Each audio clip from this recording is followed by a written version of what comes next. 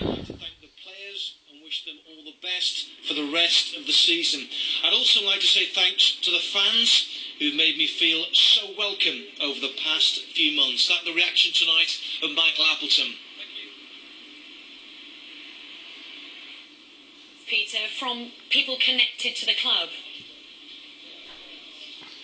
Well, it's been that classic debate today about a manager desperate to put down some foundations, build for a long-term future, but he's got to also balance that with the need to get some short-term results and maintain a fairly healthy league position. This was the assessment given to us a little earlier by the former Blackburn player, Kevin Gallagher.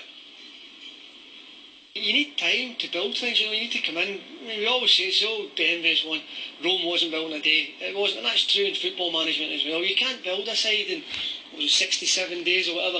You can't do it. You're trying to get there, but unfortunately I think the last 8 games is kind of a downturn in form.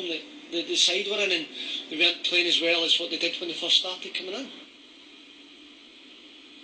Well, that's the view of Kevin Gallagher, but the supporters also have started to wonder what on earth is going on here at this club. Just 8,000 of them turned up last week, you may remember, for that FA Cup game against Millwall, and not that long ago, 1995, they were celebrating winning the Premier League. That seems an awful long time ago. A degree of despair creeping in, I would imagine, among some of them tonight. This was the view of some that we spoke to a little earlier.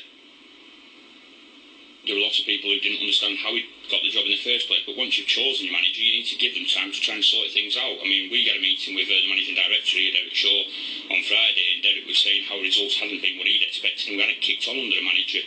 But surely you've got to go and give the manager that time, and you can't just start chopping and changing managers when a few results go bad.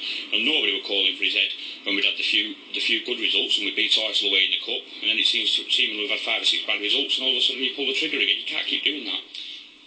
I guess if there is a glimmer of hope tonight, it is that Gary Bowyer has been placed in charge for the rest of the season. When Bowyer was in charge after Henning Berg's dismissal, he enjoyed 3 wins and a draw.